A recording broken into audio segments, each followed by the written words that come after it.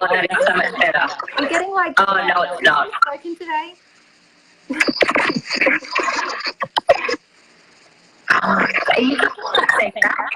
I'm not getting the feedback.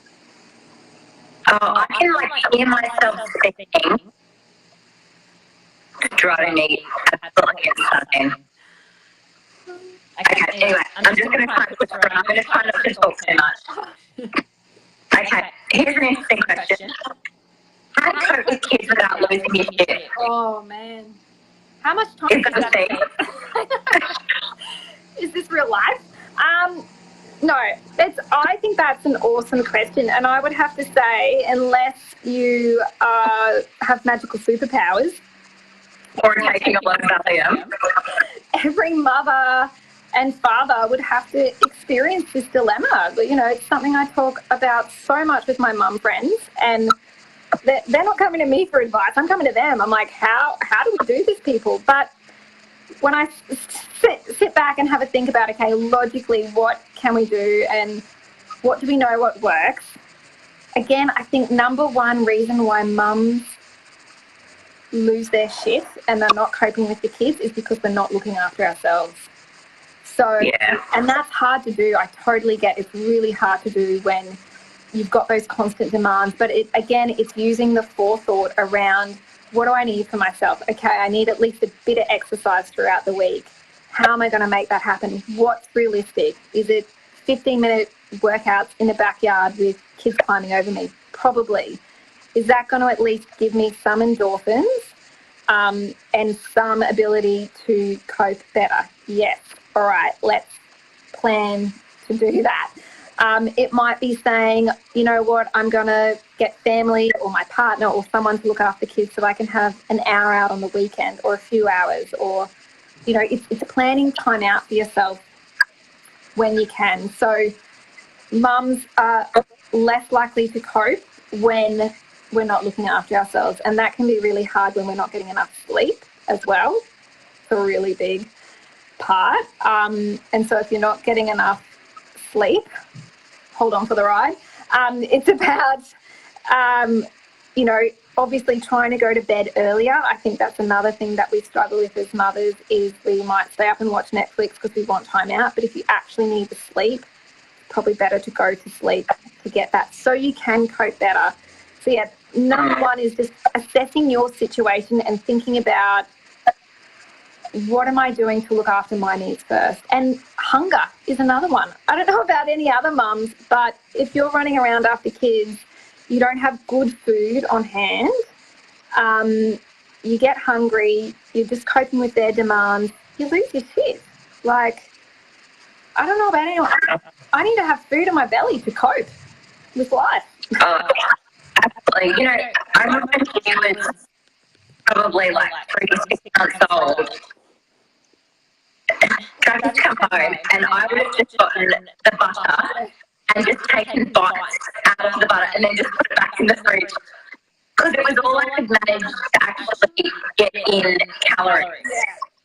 Yeah. Coping mechanism. Nothing wrong. Nothing wrong with that. Nothing wrong with that. And but that's what I mean, and I think this is where what you do really well and what you promote is this whole idea of just like being efficient with your time, prepping food, and have stuff on hand. And, you know, that can also, I think another question was around how do you break the carb sugar cycle when you've got a baby? Totally get that.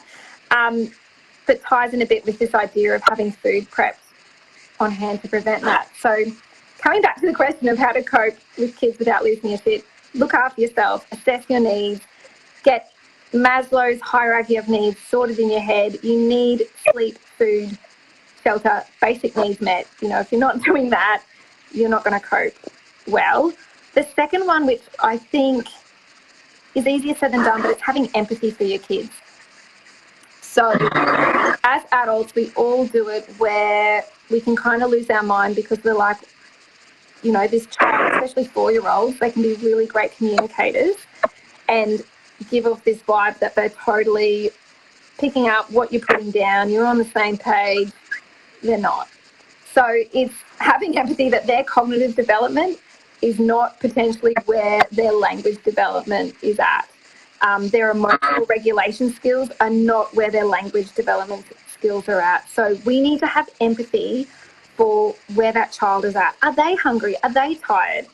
Are they trying to master a new skill? So we can move from a place of being really reactive and losing our shit to a place of more compassion and calmness when we just go, hang on a second, this kid is yelling at me like a banshee child and I want to run away, but let me just stop and engage my rational mind and think about what's going on for them right now. And as soon as we do that, we move into a calmer space and we can deal with it much better.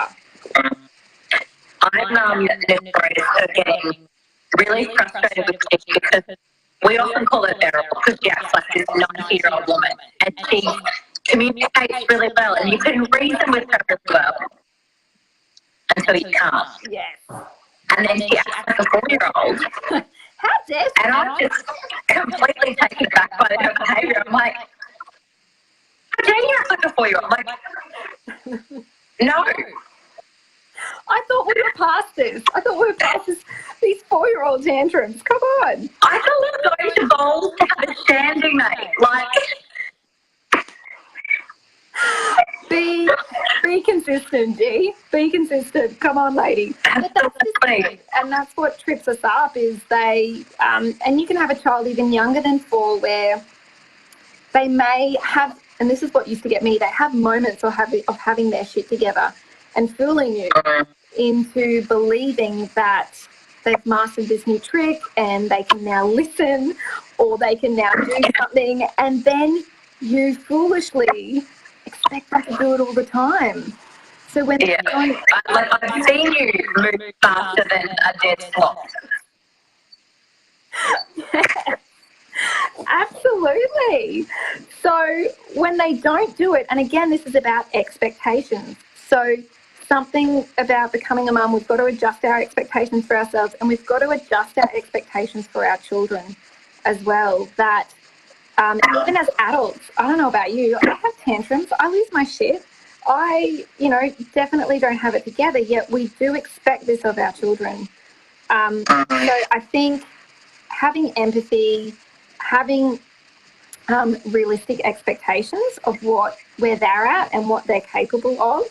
And I can pop the link up later, but there's a really awesome guy that works in this area, Dan Siegel, and I think he's written the book called The Whole Brain Child, and really awesome readable book, talks about the research supporting what we know what works with child behaviour management and all of that stuff. And he talks a lot about when children are yelling or crying, it's a real primal response, and it triggers a primal response in us where we value, but it feels like you want to yell back too, and sometimes we do.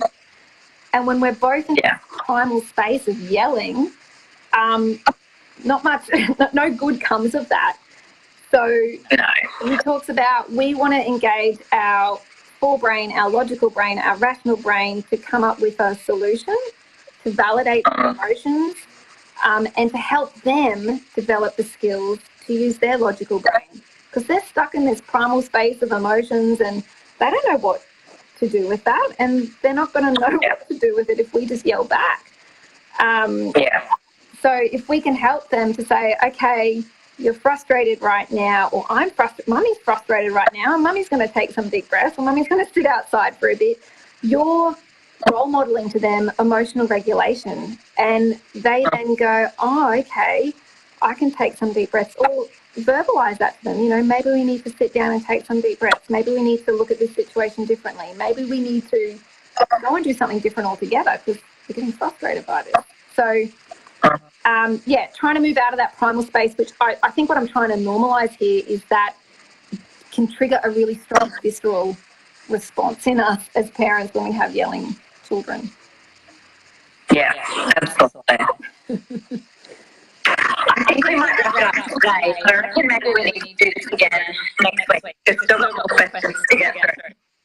Mate, I could talk for hours, especially with how much caffeine I've consumed right now. But there's been some really awesome questions that have come through. And I agree. I'd love to talk through it more. All right, well, let's try and tee it up again for next week. We've got some really good questions there. And I will try and sort out this really bad sound situation I've got going on. Get your tech people onto that. Exactly. Unacceptable. Support crew.